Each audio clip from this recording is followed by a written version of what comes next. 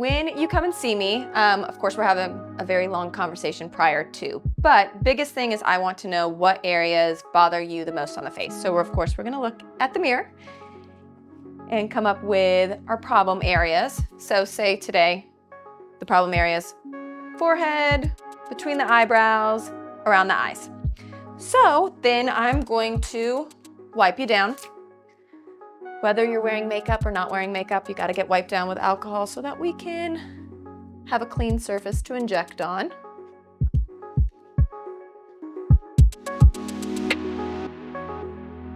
Next, I always have my clients make faces. So there's a lot of faces that I want you to make. First thing, I want you to make a really mad face. So really furrow that brow. And then I always mark out where the muscles are so we can get the best results with our injections. Next thing, I want you to raise up your eyebrows real high.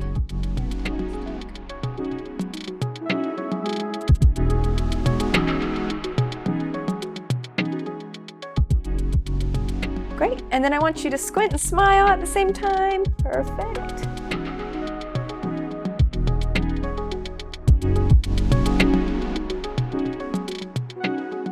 Perfect. And then I'll just have my clients look in the mirror, because then they'll say, oh my gosh, that's a lot of dots. Oh my gosh, that's a lot of dots. And it is. But I always make them make the faces while looking in the mirror so that they can understand exactly why I'm injecting, why I'm putting so many pokes on the face. So if you make a mad face, you can see the outlines of the muscles there so that we're making sure that we're getting every last bit of it so that nothing is left behind still moving. Raise up your eyebrows. As you can see, just kind of fully going around there, and of course around the eyes to help with those crow's feet. So those three areas that we just showed you were FDA indicated with Botox. So they're obviously FDA indicated for the frontalis, the glabella, and then around the eyes. I'm just gonna show you some other areas that I commonly inject during my day's time. So another common one is one on the nose. So we call this the bunny lines. This is the nasalis. So when that is active, it starts to create some little horizontal lines and some little lines across the nose. So we like to take care of that. Another one we often do is something called a lip flip.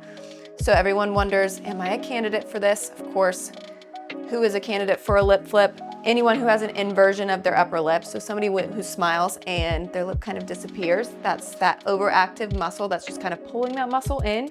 It also is really good for preventative kind of lines from drinking out of straws, that kind of stuff. So we can actually inject some Botox into that area. So I like you to go.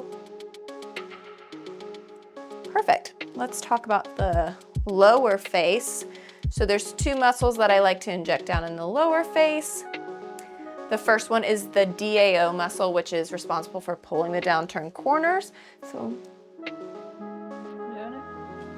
you are. And then the next one is the mentalis muscle, make a really sad face. So of course, as we age, that mentalis muscle tends to go up. So if we relax it, it helps to stay down. Let's talk about the neck. So the platysmal muscles are another area that we commonly inject, and like on the jawline as well.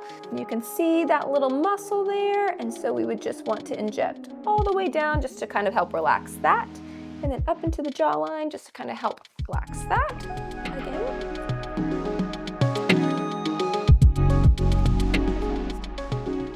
So that would help with that little platysmal muscle, and then also we could go kind of along the jawline to kind of help snatch that. Another area that I do often is for my teeth grinders, my individuals who get frustrated like me in traffic and are grinding their teeth all the time. The masseter muscle, so of course this helps with that grinding, that TMJ, that pain that you get, sometimes headaches. So clench really hard. So injecting a higher unit of Botox there just because this is a larger muscle. And so we would want to fully relax that. Of course, when relaxing the masseter muscle, it doesn't affect your ability to chew or anything like that. It just helps with that tension.